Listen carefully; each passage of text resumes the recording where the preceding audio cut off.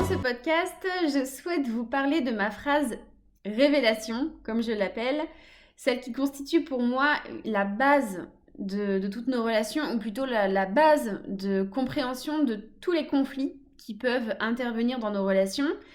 Et c'est celle que j'ai partagée sur Instagram, donc semaine dernière. Cette phrase, c'est « Sans conflit en soi, il n'y a pas de conflit avec les autres ». Donc, qu'est-ce que cela signifie ? Qu'est-ce que cette phrase veut dire ? Qu'est-ce qu'un conflit en soi ? Comment c'est possible ? Et c'est quoi en fait déjà un conflit ? Et pourquoi cette phrase constitue pour moi vraiment une révélation ? Comment ça a pu à ce point transformer toutes mes compréhensions de ce que peut être un conflit et comment justement améliorer mes relations en évitant ces conflits, donc les conflits avec les autres, les conflits avec moi-même ? Eh bien, c'est ce que je vous explique dans ce podcast. Bonjour, je m'appelle Maggie et à travers Cancun et ce podcast, je souhaite vous transmettre tout ce que j'ai appris, vécu et compris sur la communication et les relations. 2 éléments que j'ai à cœur de voir exister de manière positive dans notre monde. Mon activité consiste à vous informer, vous former et vous accompagner à votre épanouissement relationnel pour des relations de qualité avec vous-même et avec les autres.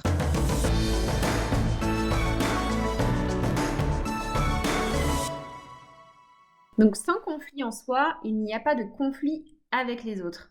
Je l'ai entendu formuler de cette manière, telle qu'elle, lors d'un de mes cours de médiation professionnelle, donc la formation que j'ai suivie l'année dernière.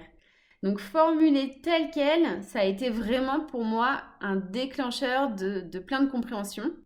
Mais alors, qu'est-ce que ça veut dire ? Eh bien déjà, ce que ça veut dire, c'est que le point de départ de la qualité de nos relations, elle se trouve à l'intérieur de soi.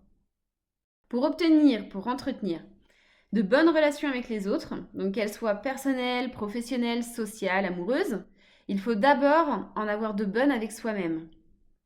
Et pour aller plus loin, ce que signifie cette phrase, c'est que s'il n'y avait pas de conflit en soi, pas de conflit avec nous-mêmes, il n'y aurait pas de conflit avec les autres. Alors d'abord, un conflit, c'est quoi ? Un conflit, par définition, c'est une opposition, d'accord ? C'est justement un désaccord, une mésentente, voilà, une dualité, un affrontement. Mais bon, toutes les mésententes, tous les désaccords ne se transforment pas en conflit. Le facteur déclencheur, voire aggravant, ce sont les émotions négatives. À partir du moment où l'une ou l'autre et l'autre des parties ressent une émotion négative, le désaccord se transforme en conflit. C'est là qu'il y a conflit. Et un conflit en soi, c'est la même chose. C'est une opposition, un désaccord, une mésentente qu'on va avoir avec soi-même et qui va nous faire ressentir une émotion négative. L'émotion négative, c'est l'alerteur. C'est le signe que vous envoie votre corps pour vous exprimer le fait qu'il y a un désaccord, qu'il y a une dualité en vous-même. Donc c'est vraiment conflit en soi égale émotion négative égale conflit avec l'autre. Alors, une fois qu'on a compris ça, concrètement, on en fait quoi ?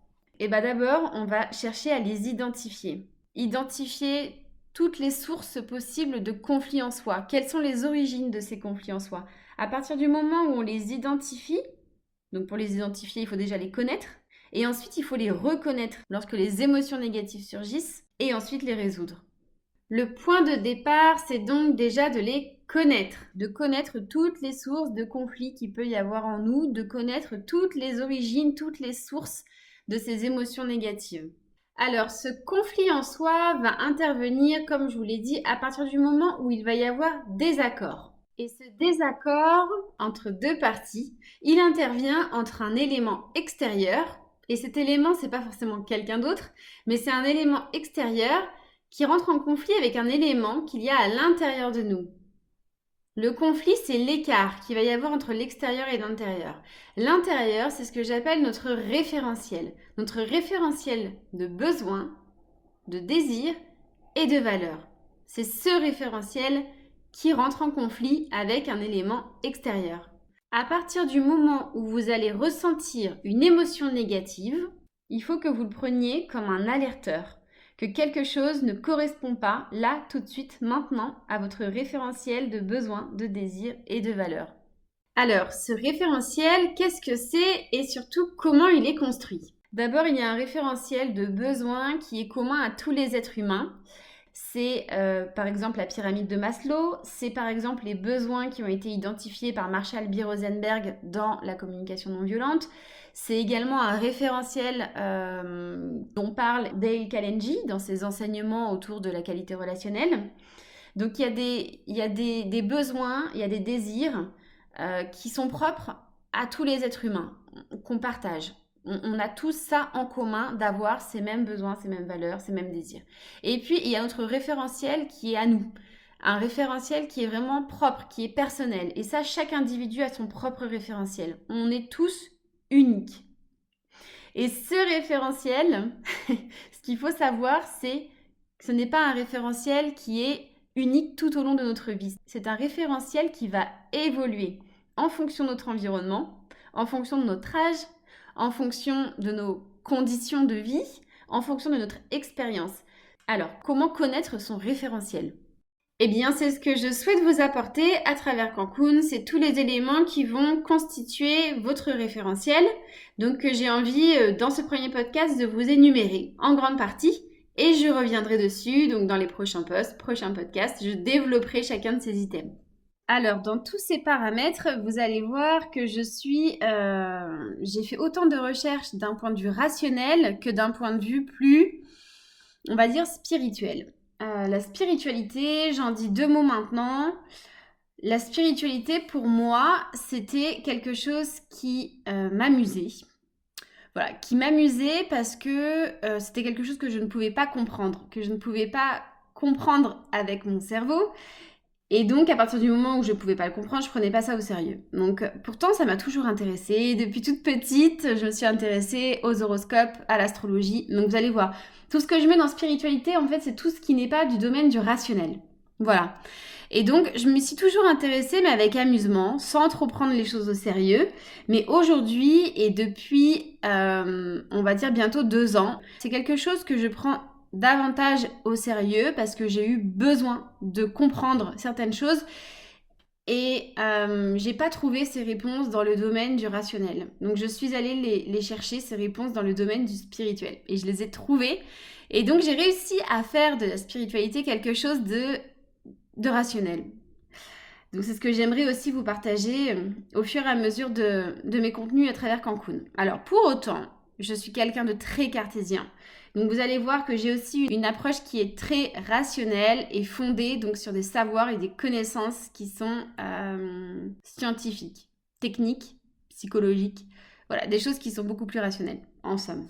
Et c'est en soi quelque chose qui est de plus en plus courant depuis quelques temps, où on va davantage parler d'intelligence émotionnelle par exemple, où on va parler d'intuition, on va parler d'âme. Voilà, c'est toutes ces notions qui sont pour moi du domaine du spirituel, à l'inverse du rationnel, et qui rentrent aujourd'hui, donc en ce qui nous concerne pour ce podcast, qui rentrent en ligne de compte de la construction de notre référentiel. Alors, c'est parti. Ce référentiel, sur quoi est-il bâti ? Alors, pour commencer, je vais pouvoir vous parler de tous les tests de personnalité qui existent aujourd'hui, sur tout ce qu'on va appeler les archétypes, tout ce qui est métaprogramme. Donc là, je fais référence à différents tests de personnalité, des tests psychologiques qui vont nous permettre en fait de nous catégoriser. Pas dans le sens de devoir nous coller une étiquette et de s'enfermer dans une boîte, je suis contre ça. En revanche, ça permet de mieux se comprendre.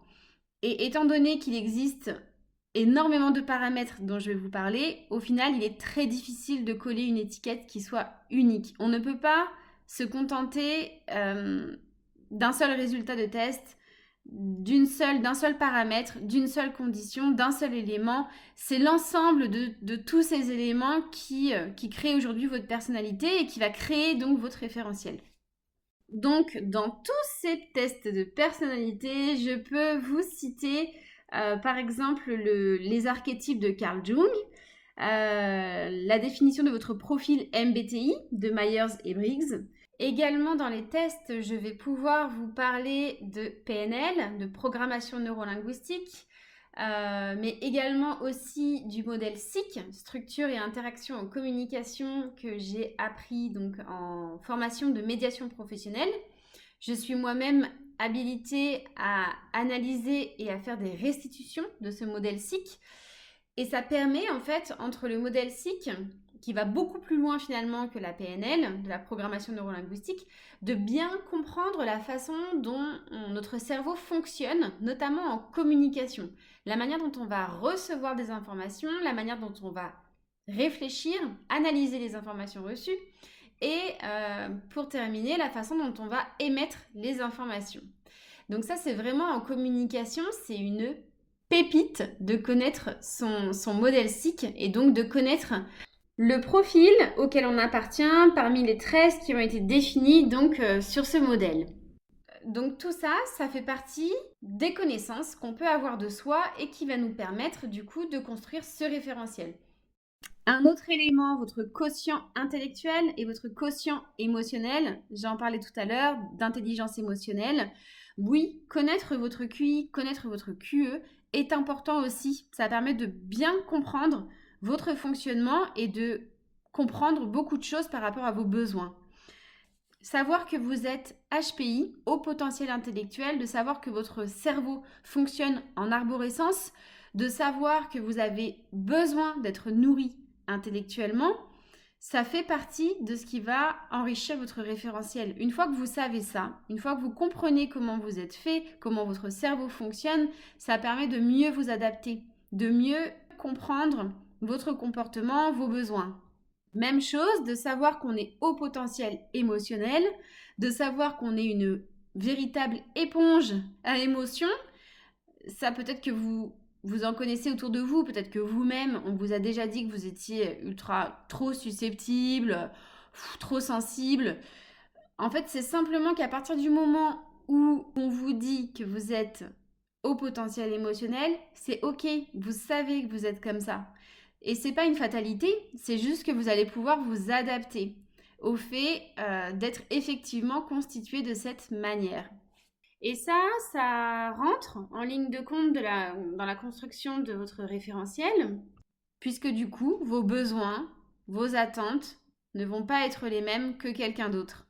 Ensuite, je peux vous parler de votre chronotype, ou autrement dit, votre rythme biologique. Ça aussi, de savoir que vous êtes plus du matin que de l'après-midi, que du soir, de savoir que vous, votre zone de génie, de créativité, c'est le matin entre 7 et 9 heures, ou que pour vous, c'est beaucoup plus compliqué d'être productif l'après-midi, ça change énormément de choses. Ça permet aussi de caler votre rythme de vie en fonction de votre besoin, de votre référentiel. Donc ça permet aussi de comprendre certaines émotions négatives, le matin ou le soir. Ça permet aussi de vous adapter, de mieux vous comprendre et de vous respecter aussi, et du coup de pouvoir éviter ces émotions négatives qui pourraient survenir parce qu'un événement extérieur vient à l'encontre de ses besoins physiques et biologiques. Alors là, j'ai fait le tour un peu de plusieurs types de tests de personnalité, tests intellectuels. Je peux vous parler encore du DISC, je peux vous parler des sociostyles, il en existe beaucoup. Et donc, je me ferai un plaisir de vous les présenter, toujours dans l'optique de vous aider à mieux vous connaître et donc à entretenir de meilleures relations avec vous-même et avec les autres. Là, je vous ai vraiment parlé de tout ce qui était facteurs intellectuels, psychologiques, physiologiques, mais il y en a d'autres. Je peux vous parler aussi, par exemple, de votre cycle hormonal.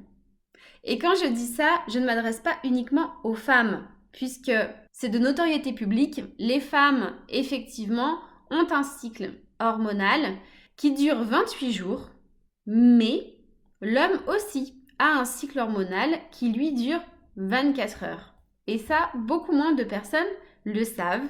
Mais lorsque une femme met 28 jours à faire le tour complet de son cycle hormonal, un homme de son côté met 24 heures. Alors, je parle effectivement de moyenne, de généralité. Il y a des cycles plus ou moins longs de quelques jours. Mais en tout cas, ce qu'il faut retenir, c'est que la femme est davantage sur un cycle lunaire, de la lune, qui va avoir 28 jours précisément. Et l'homme, lui, va être plus calé par rapport au soleil. Et là, encore une fois, connaître son positionnement en fait dans ce cycle, où est-ce que je me situe à l'intérieur de ce cycle, et ben ça permet aussi de mieux comprendre à l'instant T ses besoins et ses désirs. Un autre élément qui va rentrer en ligne de compte dans la construction de ce référentiel, c'est par exemple votre langage de l'amour. Ça aussi, j'ai adoré cette notion, cet enseignement que je me ferai un plaisir de vous transmettre, de connaître son propre langage, comme on peut parler français, anglais, italien. Il y a aussi donc cinq langues différentes en amour, dans sa façon de communiquer de l'amour et dans la façon de recevoir aussi de l'amour. Et ben en fait, c'est toujours intéressant de connaître son propre langage, et pour l'instant on va parler que de soi, pour savoir comment on fonctionne et de quoi on a besoin. Alors, là, je vous ai parlé de tout ce qui est pour moi beaucoup plus rationnel, du domaine du rationnel. L'autre approche, c'est l'approche plus spirituelle, et là, je peux vous parler, quand il s'agit de bien se connaître, c'est par exemple de votre thème astral, votre signe astrologique, votre signe solaire, votre ascendant, votre signe astrologique lunaire. Donc tout ça rentre en ligne de compte aussi d'un certain nombre de paramètres qui permettent de mieux se comprendre. Je peux vous parler également de la signification de votre prénom et en quoi le fait de s'appeler un tel ou un tel va venir impacter ce référentiel, parce qu'il va être à l'origine de la construction de certaines valeurs, de certains désirs, mais aussi de comprendre certaines choses autour de la confiance en soi, l'estime de soi, etc., etc. Ça, j'en parlerai aussi, c'est passionnant. Autre élément à prendre en compte également dans la compréhension de soi, et ça, je l'ai vraiment exploré à travers le livre d'Eckhart Tolle, Le pouvoir du moment présent, où j'ai vraiment découvert, donc pour moi, ça a été une révélation, l'existence de l'âme et du mental, et aussi l'existence de la dualité entre l'âme et le mental, et ça j'en ferai un sujet à part entière, c'est-à-dire que c'est les conflits à l'intérieur de soi. Là, jusqu'à maintenant, je vous ai parlé donc des conflits qui pouvaient survenir donc entre un élément extérieur et à l'intérieur de soi, mais il peut aussi y avoir des conflits à l'intérieur de soi, donc notamment entre l'âme et le mental. Donc, histoire de pimenter un peu l'histoire. Mais dans ce podcast précis, là maintenant, là où je veux en venir, c'est qu'à partir du moment où on prend pour acquis la présence de cette âme au fond de nous, on peut aller aussi chercher du domaine des blessures de l'âme. Donc là aussi, connaître ses propres blessures, les blessures de son âme, ça rentre en ligne de compte de la connaissance de son référentiel, puisque ça vient toucher aux valeurs et à ses propres besoins. J'ai fait le tour pour ce podcast-là de l'ensemble des éléments que j'avais envie de vous donner pour exemple, et de tout ce qui peut constituer en fait le référentiel, son propre référentiel de besoins, de désirs, de valeurs. Et ce qu'il faut comprendre, c'est que une fois que vous avez construit ce référentiel, une fois que vous vous connaissez bien, et plus vous vous connaîtrez, plus vous saurez en fait comment vous fonctionnez, et moins vous ressentirez d'émotions négatives, car vous saurez exactement d'où vient le conflit et comment satisfaire votre référentiel. Plus vos besoins, vos désirs et vos valeurs seront satisfaits, seront respectés, et moins vous ressentirez d'émotions négatives. Émotions négatives qui, je vous le rappelle, du coup, surgissent lorsque ce référentiel est contredit, et du coup, qui peut entraîner donc un conflit avec les autres. Également, face à quelqu'un, quand vous aurez une émotion négative qui surgira, vous serez capable de l'accueillir avec compréhension de l'origine de cette émotion, mais surtout compréhension que ce n'est pas l'autre qui est responsable, mais plutôt l'écart créé entre la situation donc situation qui peut être provoquée par cette autre personne, et votre référentiel. Et voilà en fait, voilà comment le fait de comprendre et de résoudre les conflits en soi permet d'éviter les conflits avec les autres. Se comprendre soi, se comprendre aussi l'autre pour mieux s'entendre. Mieux s'entendre avec soi, mieux s'entendre avec les autres. Donc la bonne nouvelle de ce podcast et la bonne nouvelle de cette phrase, je vous la rappelle, qui est sans conflit en soi, il n'y a pas de conflit avec les autres, et bien c'est qu'en fait, elle vous annonce que vous pouvez, à vous seul, avec vous-même, déjà agir sur l'amélioration de vos relations. Car cela ne dépend que de vous. Avant même de s'intéresser à ces relations avec les autres et à la manière dont les autres fonctionnent, il va s'agir de s'intéresser d'abord à soi. Vous êtes l'acteur, le maître, le responsable de vos émotions et donc de vos relations. Merci de m'avoir écouté, j'espère que ça vous a plu et je vous dis à très vite.